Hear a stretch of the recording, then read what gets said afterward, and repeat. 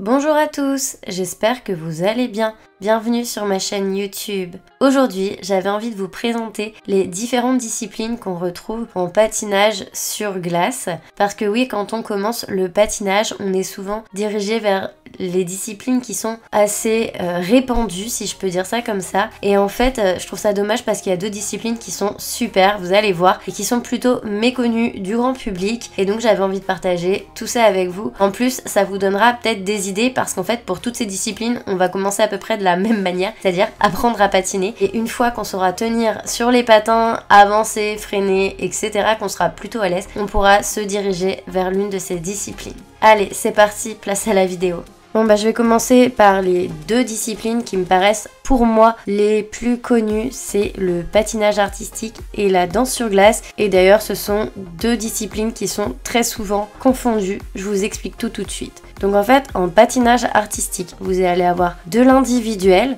hommes et femmes. Dans les programmes vous retrouverez du coup les sauts, les pirouettes, des séquences de pas, une séquence chorégraphique avec des attitudes, des sauts écartés, etc. En artistique, vous pouvez aussi avoir du couple. Donc là, on retrouvera encore les sauts et les pirouettes, mais cette fois en parallèle. Et à ça, on ajoutera les sauts lancés, les portées, le twist, les pirouettes ensemble, les spirales de la mort. J'espère que j'ai rien oublié.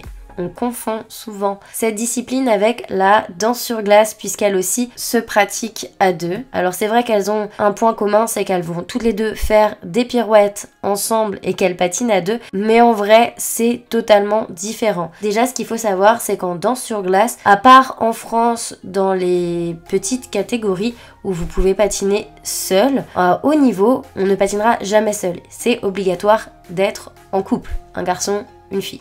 Ensuite, vous n'aurez pas de saut en danse sur glace et vous n'aurez pas de pirouette parallèle non plus, ni aucun élément en fait de couple à part la pirouette ensemble, comme je vous le disais juste avant. Et les portées sont limitées à une certaine hauteur, c'est-à-dire pas plus haut je dirais que l'épaule, quelque chose comme ça. Voilà, je vais vous mettre un comparatif d'un porté artistique et d'un porté danse, ce sera plus clair à l'image.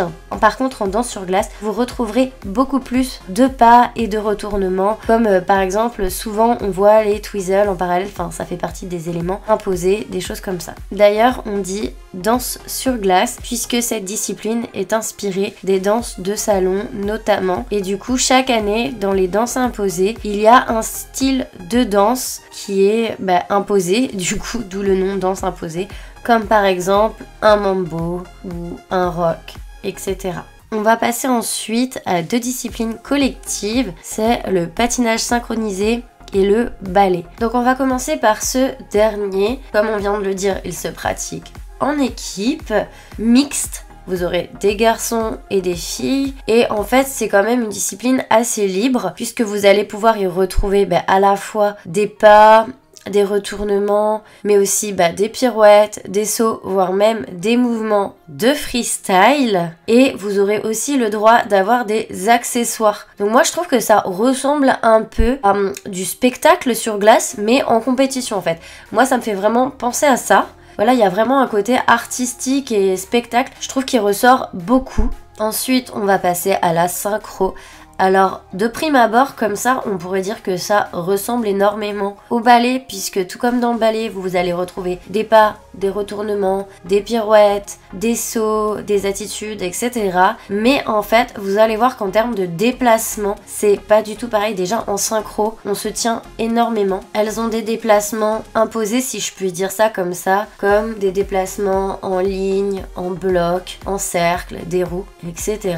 Ensuite, ce qu'il faut savoir, c'est que le patinage synchronisé est le seul sport d'équipe reconnu par l'ISU, donc c'est la Fédération internationale de patinage. Le ballet malheureusement n'est pas reconnu encore par l'ISU, peut-être que ça viendra. Et dans tous les cas, que vous fassiez du ballet ou du patinage synchronisé, ces deux disciplines vous demanderont un très grand esprit d'équipe, un grand travail d'équipe et de synchronicité. Passons à deux autres disciplines qui ne sont plus du tout artistiques artistique, mais vraiment axé littéralement sur la performance physique. C'est le patinage de vitesse et le short track. Je ne vais pas vous mentir, je n'y connais rien du tout dans ces deux disciplines, mais j'ai fait des petites recherches quand même parce que je trouvais que c'était intéressant de vous en parler, parce que j'ai aussi connu des patineuses par exemple qui avaient commencé par l'artistique et finalement qui se tournaient vers la vitesse. Je trouve que c'est important de connaître toutes les options qui nous sont offertes parce qu'on n'a pas tous la fibre artistique ou tout simplement parce qu'on va préférer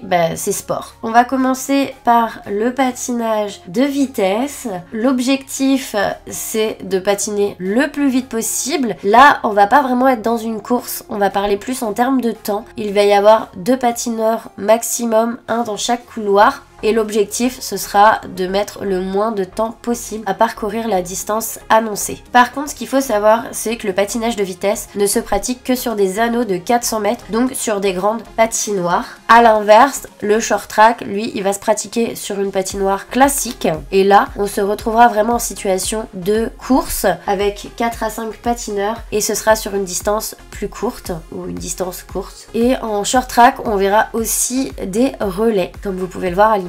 Bon, je vais pas m'étendre plus sur ces deux disciplines, mais en tout cas, je trouvais que c'était important de vous les présenter. On va terminer par 2 disciplines de sport extrême. Et oui, parce que dans le patinage, il y a du sport extrême. C'est le freestyle et le ice cross. Donc en fait, on va commencer par le ice cross. Et bien en fait, c'est assez simple à expliquer puisque le ice cross, c'est tout simplement une course extrême. Et durant la course, on va rencontrer différents obstacles comme des tunnels, des tremplins, de gros virages, etc. Je vois pas trop quoi ajouter de plus. Je pense que les vidéos parlent d'elles-mêmes et puis j'ai pas trouvé beaucoup plus d'informations sur le sujet. Ensuite, on va passer au freestyle. Donc vous allez avoir 2 types de freestyle. Un freestyle à dominante plus artistique et un autre à dominante plus athlétique. Alors le côté artistique, moi ça me fait énormément penser au hip-hop en fait, des mouvements un peu dans le style, je sais pas si vous êtes freestyler, j'espère que vous trouverez pas ça mal. Pour moi c'est hyper positif de comparer le freestyle au hip-hop.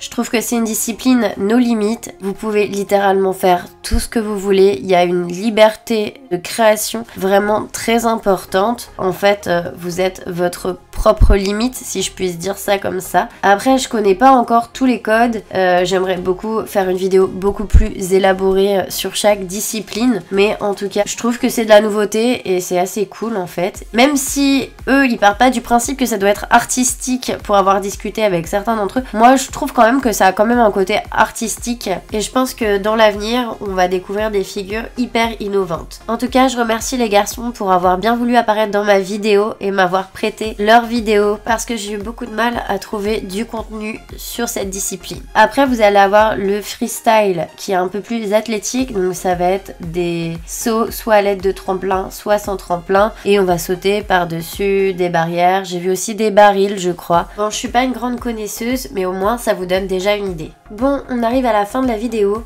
Alors oui, j'aurais aussi pu vous parler du hockey sur glace, mais je pense que ça reste un sport relativement connu, donc je m'en suis tenue aux disciplines représentées par la Fédération française des sports de glace. Mais en tout cas, j'espère que cette vidéo vous aura plu, qu'elle vous aura inspiré, qu'elle vous aura fait découvrir de nouveaux sports. Je suis trop curieuse, alors n'hésitez pas à me dire en commentaire quelle discipline vous faites ou vous aimeriez faire. Et je vous dis à la semaine prochaine pour une nouvelle vidéo.